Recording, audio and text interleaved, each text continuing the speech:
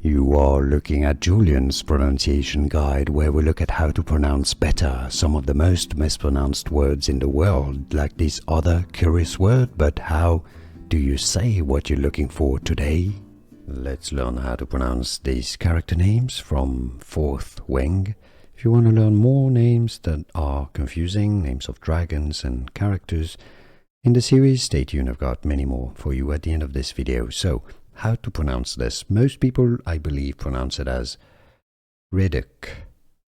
Ridoc. But there are quite a few sources that do list the pronunciation of this name as Ridoc. Ridoc. And as far as I can tell, we cannot say which one is actually correct. So at this point, I don't think we have evidence of this pronunciation being more Ridoc or Ridoc more than Ridoc. What do you think? How it should be pronounced? Let us know in the comments. Give us your explanation.